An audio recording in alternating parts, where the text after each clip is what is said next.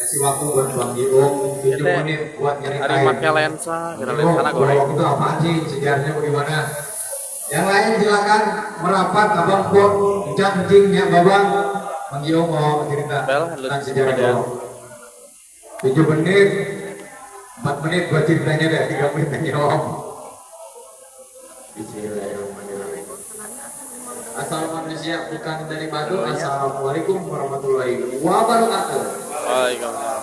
Rampang keriting ada batu dalam rampet sejati dan jagung tadi dimakan jagung soalnya.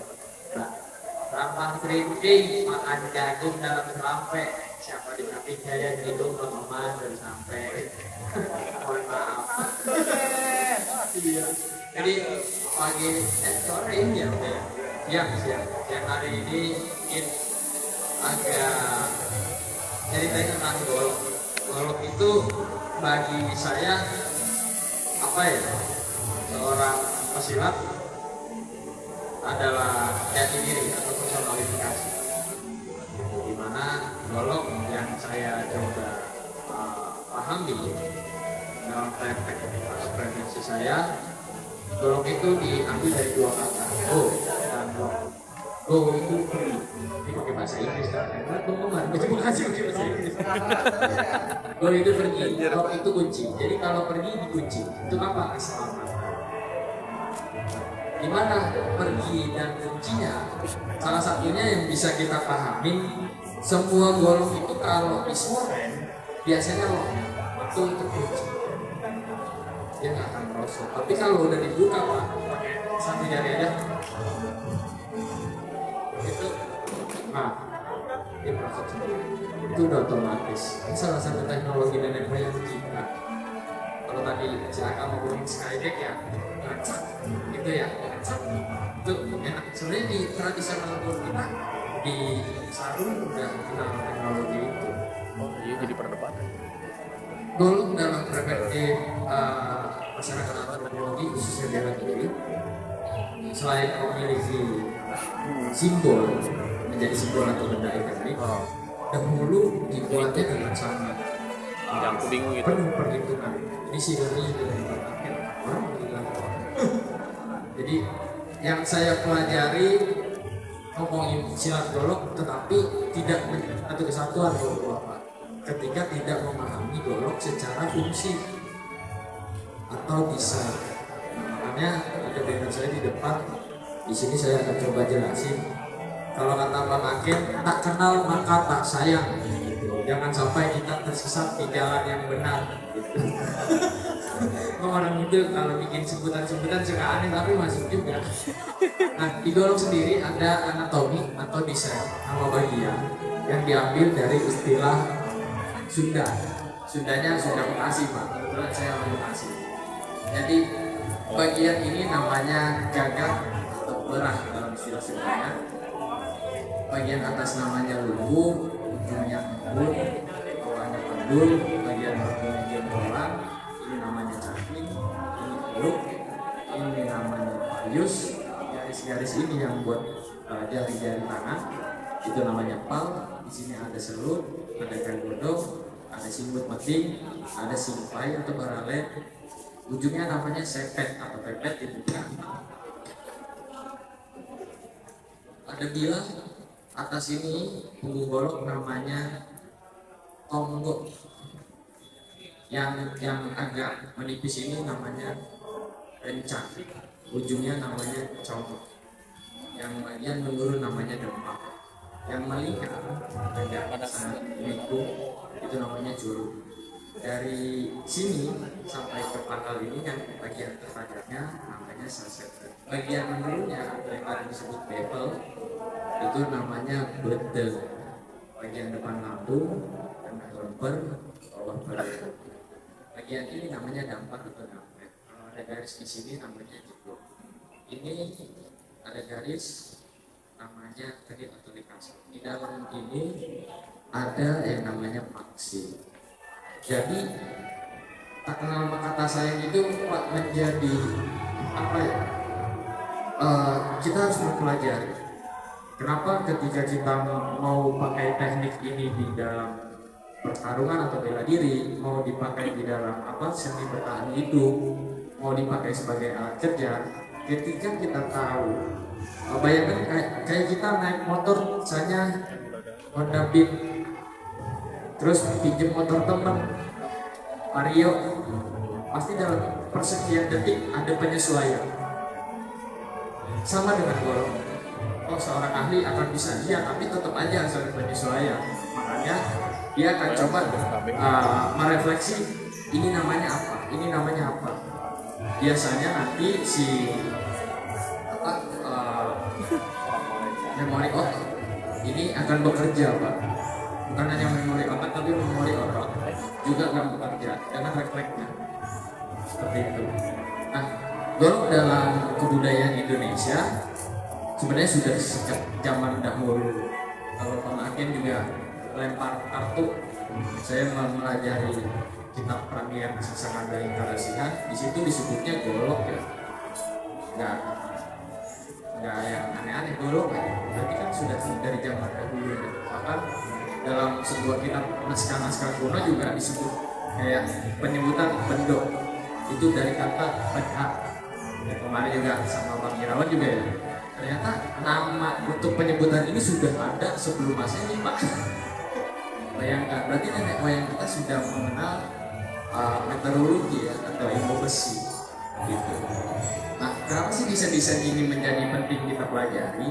Karena ya tadi ada cara pakai, enaknya begini gitu ya.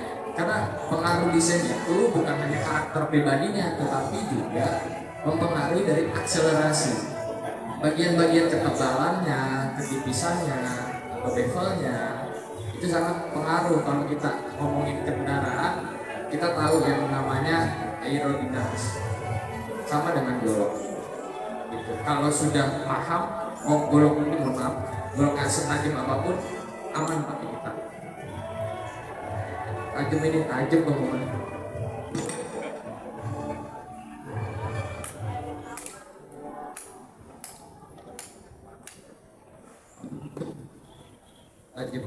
Dalam arti kata, kalau sudah paham tentang goloknya, maka dia akan menjadi aman untuk kita. Yang jadi masalah bukan hanya kehati-hatian, tetapi kitanya terkadang tidak menyerahkan seutuhnya kepercayaan kita sama benda yang kita pegang. Karena kan kita sudah coba berprinsip, katanya bagian dari hidupnya, katanya bagian dari kisahnya, dirinya. Tetapi ketika dia coba pegang goloknya sendiri aja ada keraguan, itu yang akhirnya menjadi bahaya. Jadi ketika kita mau pegang benda apapun, benar tadi selain tata cara dan teknik, tetap keraguan itu dihilangkan dengan cara coba memahami bentuk, fungsi, juga memahami dari filosofi pemakaian. Jadi dalam jalan diri sendiri pun terkadang kita suka terpana sama yang namanya diri. Padahal sejatinya seperti pesawat sekalipun kendalinya ada di co-pilot, adanya di kemudi. Tapi kalau ngomongin tentang benda apapun dalam ilmu bela diri, orang akan concern dengan diri. Dimana sebenarnya percaya atau tidak, kalau tadi ngomongin katana ada subahnya, di golok itu ada yang namanya jengkolan. Fungsinya bukan sebagai penyeimbang genggaman saat mengayun, Pak, tapi juga saya contohkan, jari saya tidak akan menyentuh. Sama ketika saya membacok air, ini tidak akan menyentuh. Dalam persepsi bela diri, ketika ada serangan,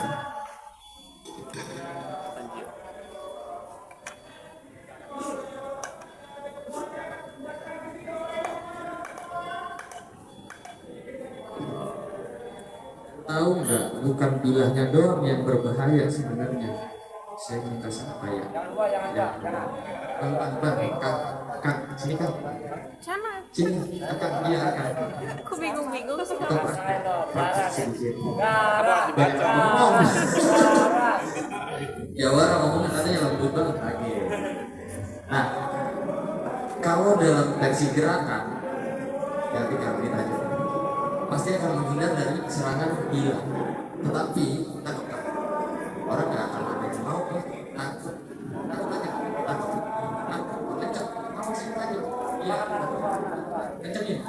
Ini tadi beneran.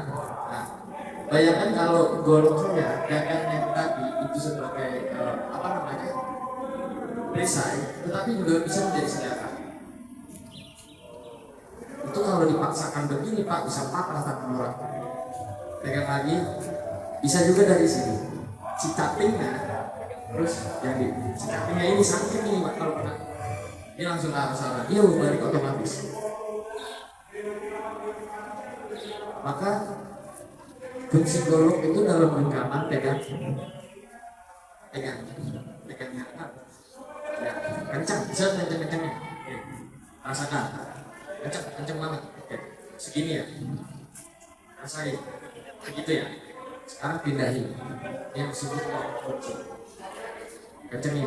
Nah, berbeda nggak tenaganya? Hah? Beda nggak? Beda.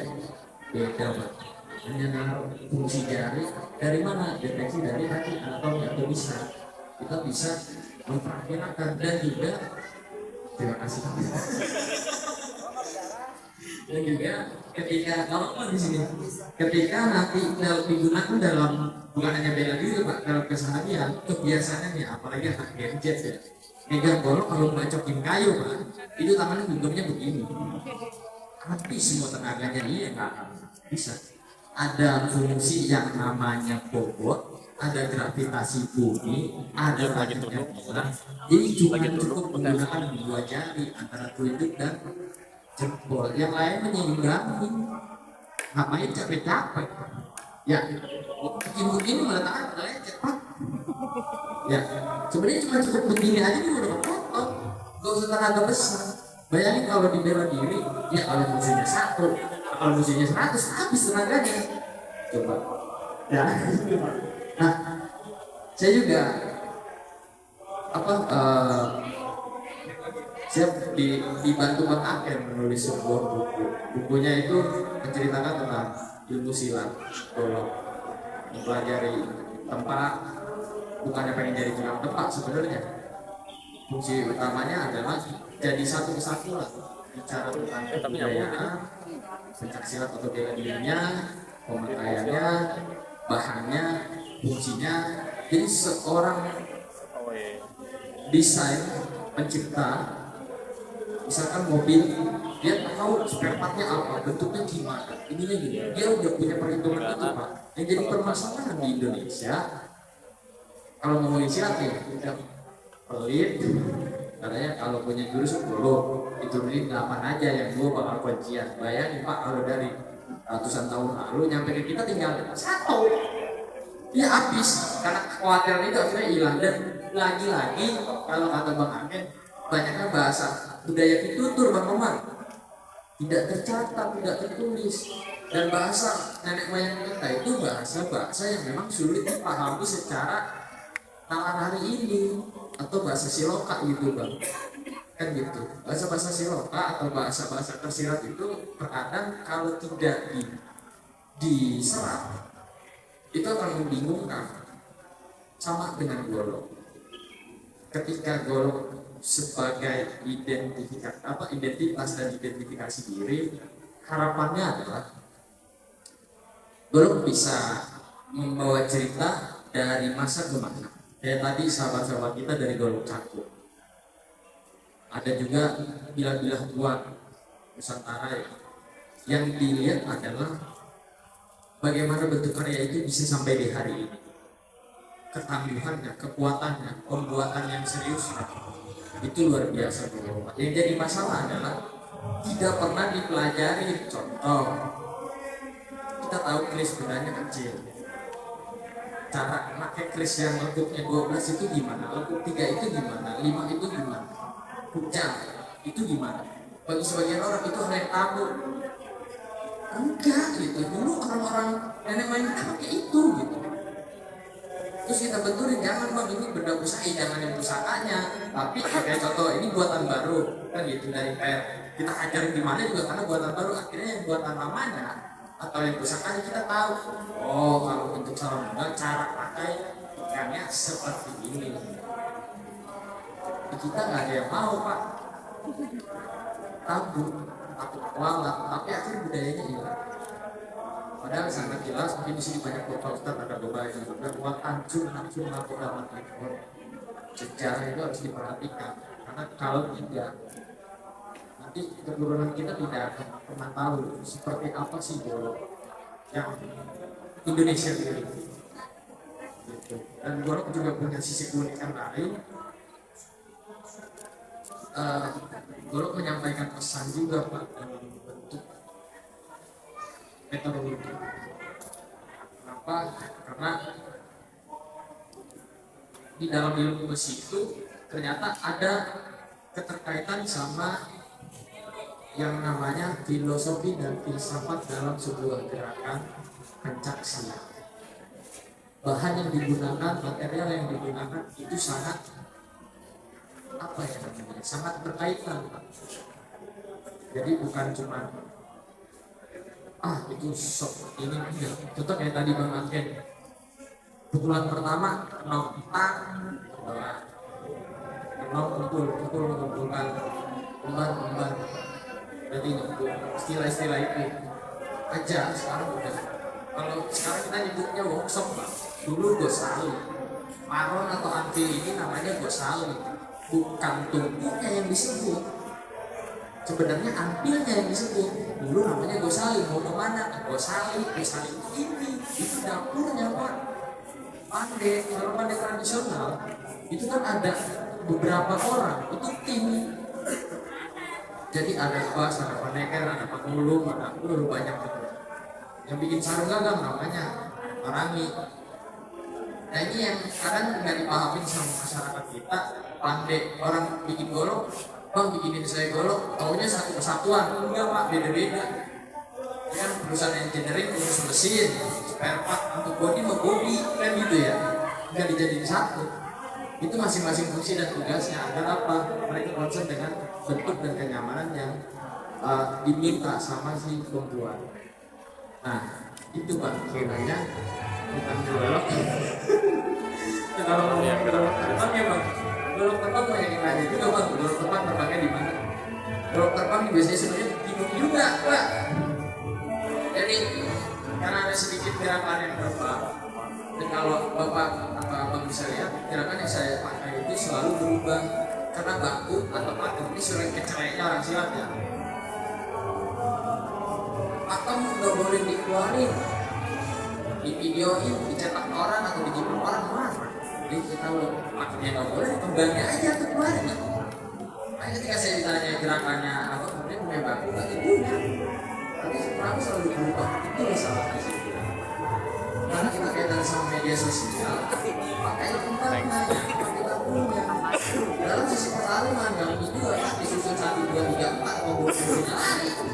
Dan sesuai kebutuhannya, sebenarnya perangkat bela diri itu mengikuti keindahannya.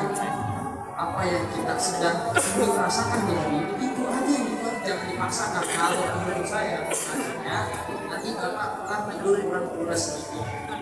Karena ada yang penyakit yang menyehatkan itu ya. Oh saya lagi senangnya kebatan, saya jadi itu hal naiban aja Pak.